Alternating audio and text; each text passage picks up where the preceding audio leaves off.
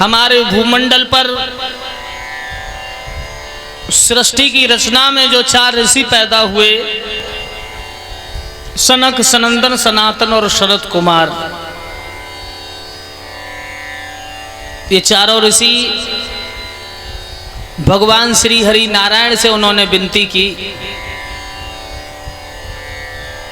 और भगवान नारायण से कहा कि आप हमें मां लक्ष्मी सहित वैकुंठ में दर्शन दो। तो भगवान श्री हरि नारायण ने कहा कि संध्या काल में आ जाना, हम तुम्हारे लिए लक्ष्मी सहित वैकुंठ में दर्शन अवश्य देंगे। भक्तजनों, शाम जब हुई, चारों महात्मा नगिन अवस्था में हैं। क्यों, वो तो उम्र हजारों वर्ष की, लेकिन 11-11 वर्ष के ही मालूम पड़ते थे, तो नगिन रहा करते थे चारों ऋषि। और बैकुंठ की ओर जब चले तो बैकुंठ के दरवाजे पर 2 पहरेदार खड़े हैं, जय और विजय। और उन दोनों पहरेदारों ने, जय और विजय ने, भगवान के दर्शन के लिए चारों ऋषियों को अंदर नहीं जाने दिया।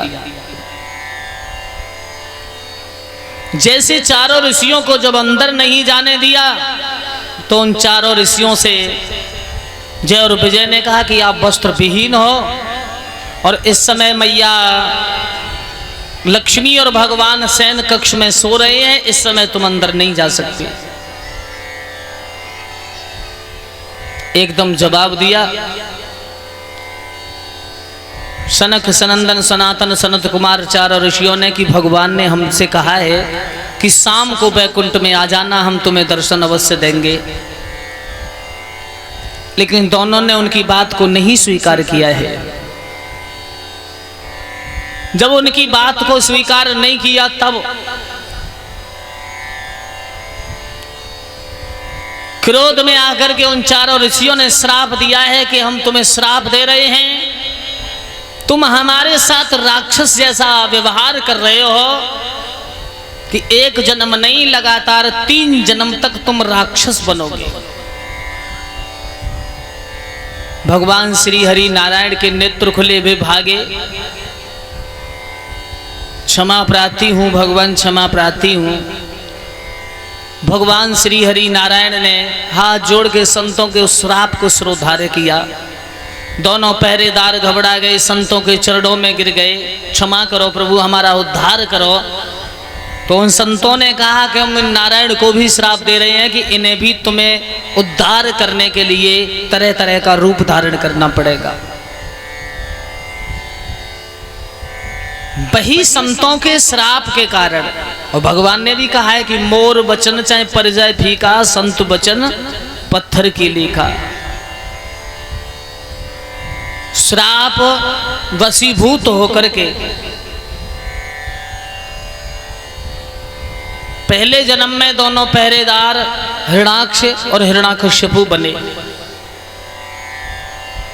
हिरणाक्ष को भगवान नारायण ने 12 रूप धारण करके, सूकर रूप धारण करके संहारा है। हिरणाकश्यपु को मारने के लिए भगवान श्री हरि नारायण को नरसिंह रूप धारण करना पड़ा। दूसरे जन्म में वही दोनों पहरेदार रावण और कुंभकर्ण बने।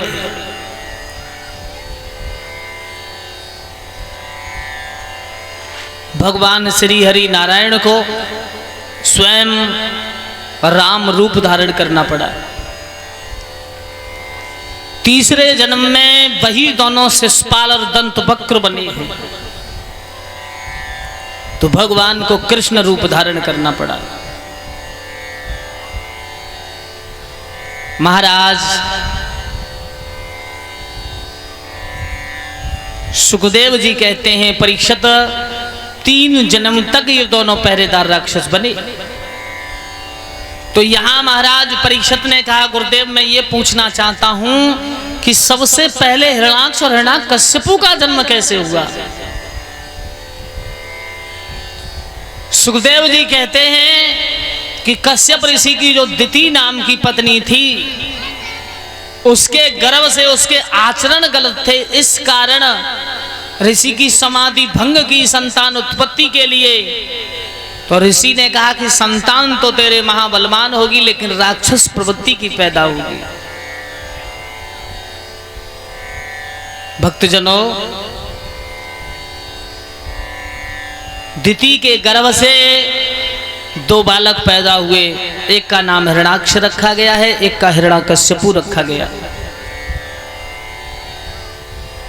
एक बिटिया है जिसका नाम सिंह का है। हिरणाक्ष कितना बड़ा बलवान है कि संपूर्ण पृथ्वी का एक नक्शा बना हुआ रखा है ब्रह्मा जी के पास। उस नक्शा को चुरा करके संपूर्ण पृथ्वी की जीवात्मा को लेके पाताल की ओर चला गया। गदा लेके कैलाश पर पहुंचा, कोई है हमसे लड़ने वाला? तो भगवान शिव ने कहा, बेटा हम तुमसे युद्ध नहीं कर सकते, ब्रह्मलोक में चले जाओ। ब्रह्मलोक में पहुंचा, ब्रह्मा जी हमसे युद्ध करोगे? ब्रह्मा ने मना कर दिया, बेटा क्षीर सागर में चले जाओ। उधर क्षीर सागर की ओर चला तो भगवान नारायण शूकर का रूप धारण करके पृथ्वी को अपने दांतों पर लेके चले आ रहे। जब पृथ्वी को अपने दांतों पर लेके चले आ रहे हैं, क्षीर सागर में पहुंचा, लक्ष्मी जी से कहा, कहां है तुम्हारे पति? तो लक्ष्मी ने कहा, कहो। बोले, मैं उनसे लड़ने के लिए आया हूं।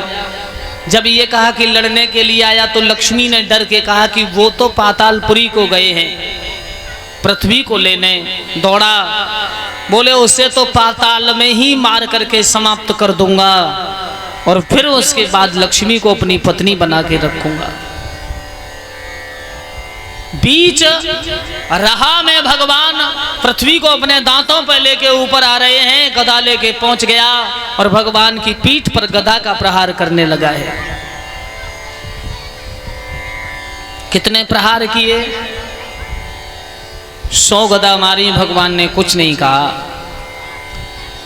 101वीं गदा की ओर चला तो भगवान ने शेष नाग से कहा, इस पृथ्वी को संभालो, मैं इस दुष्ट को मारता हूं। शेष नाग ने अपने फन पर इस पृथ्वी को रोका और उसी समय अपने बड़े बड़े दांतों से उस दुष्ट का संहार भगवान श्री हरि नारायण ने किया है। भक्तजनों, श्री सुखदेव जी महाराज कहते हैं, हिरणाक्ष को मारने के बाद समय आगे चलता चला गया है।